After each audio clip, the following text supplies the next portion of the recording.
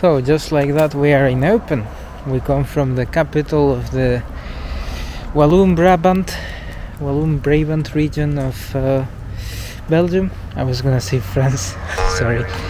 And now we are in Eupen, which is the capital of the region of East Belgium. And there's a very interesting fact about this city. Well, several interesting things, but one of them is that this region is the only region in Belgium that has German as an official language. In fact, 90% of the population in Eupen, in this little place, which is the smallest capital of the provinces of Belgium, 90% speak German and only 10% speak French, even though technically it's in the province of Liège, and they are locals, they are natives from here. So let's check it out, explore a little bit of this beautiful town. You can see, I hope I do not get sued for filming the Justice Palace, but here you can see text in German. Ratlos, die Anwaltskammer Eupen bittet Ihnen eine erste unentgeltliche Orientierungshilfe. So it's a completely different language. It's so impressive.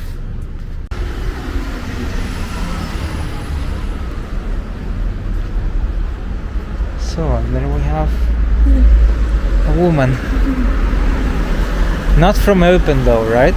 No.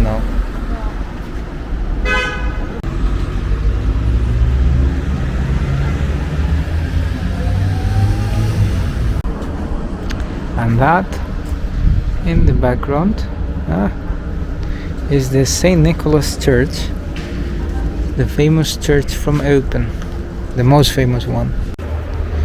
But right now we are going to the City Museum of Eupen because we can enter there with the Belgium Museum Pass. Eupen looks very beautiful. I like it. It has a kind of charm. It's like a mix of French and German, Belgium, like that. Eupen itself is an old city. It was built, like it got city rights around the 13th century, and at first they were allowed to have 2 yearly markets, and then that was expanded to 5. Yeah, the industry in Eupen, so the economy was based around manufacturing towels and cloths, and well, it has always been a very important place in terms of diplomacy with Germany because of its German language and culture here, which is predominant. It was conquered by so many empires and nations that it kind of developed an own identity, and that's the special thing about Eupen, about this beautiful, unique place. The city of Eupen had its golden age in the 18th century and beginning of 19th century, and the reason why is this here. Cloth making in Eupen is not only a tradition, I mean it was also used for flags, as you can see, and in the past it was super important, and there was a lot of trade with cloth, not only here in Europe but also overseas, and Eupen turned from a small village into a very important town. Cloth makers who owned a factory suddenly became very rich and owned villas, and some of them owned castles, and they really profited from the privileged position here between or in Belgium near France and Germany.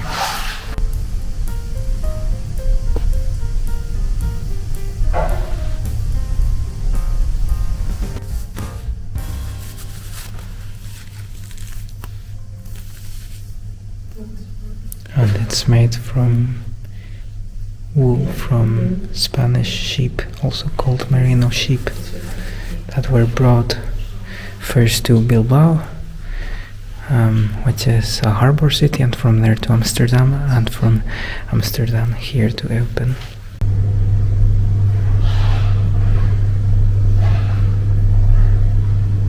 After World War I, with the Treaty of Versailles, Eupen and Malmedy, so this region that also includes the city of Saint Vith, which was destroyed by German troops, it was annexed to Belgium on the premise that there is a kind of referendum to ask the people, do you actually want to be part of Belgium? But it was made in secret and it was very shady. So in the end, of course, well, the result was clear. Eupen, Malmedy, the region, was gonna form part of Belgium, period. And you were not able to discuss it. And the opposition was crushed under the governor that was put there under the Belgian supervision. And yeah, there were many protests, and there were even some revolutions between the people that were for the rewriting of the Treaty of Versailles that divided the territories after World War I, and the people that were against a rewriting of the Treaty of Versailles.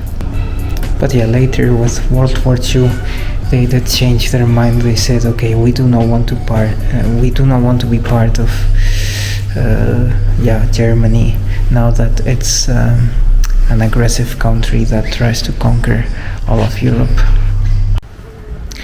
Well, that was the museum of the city of Eupen. It was quite nice, quite beautiful, had a lot of history. Did you also know that Eupen had so much history? I read about it online a bit. Okay, yeah, a bit of cheating, yeah. Who would have thought before researching, technically that a village, a town of, what was it, 20,000 inhabitants, 19,000 inhabitants or something, that it would have so much history. But yeah, it's not only this town, it's also the whole region of East Belgium.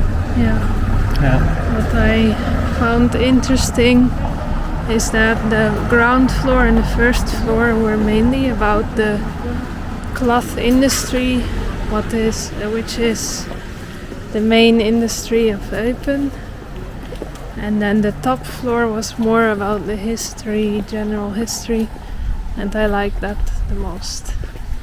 Yeah, so we can really recommend it.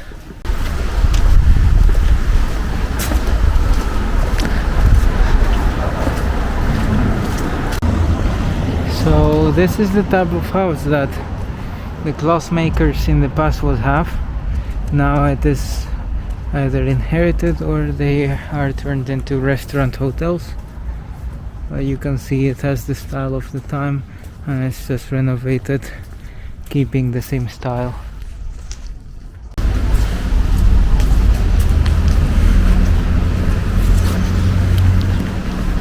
This is the executive building of the German-speaking community of Belgium. So if you are Belgian and you speak German as a native language, this is the place that represents you.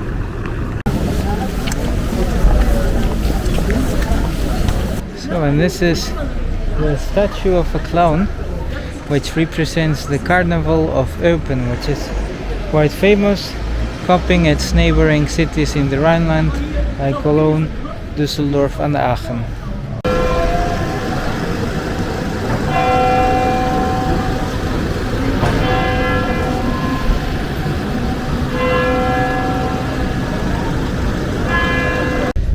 Well, and finally, one of the most important monuments of Eupen is the Church of St. Nicholas, that was built in a Gothic style, I think around the 15th century, although I'm not sure, and it was added 2 Baroque towers.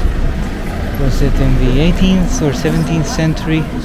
Yeah, but the towers were added later, or at least the cupolas on the towers.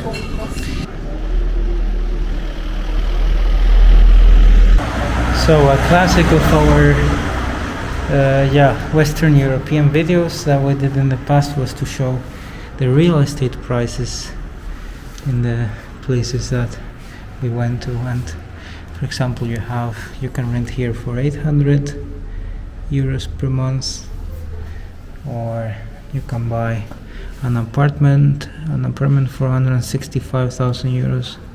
I mean, the prices are quite okay if you take into account that Belgians on average earn more than Germans.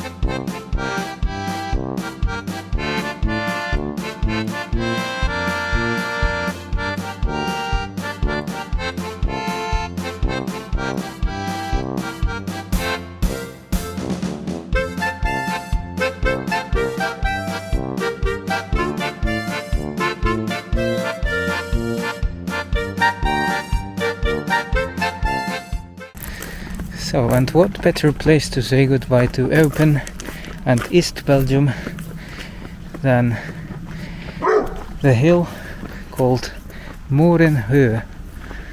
From here you have a good sight of all the industrial past of Eupen,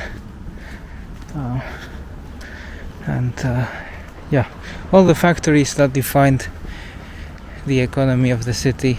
You can see a factory over there.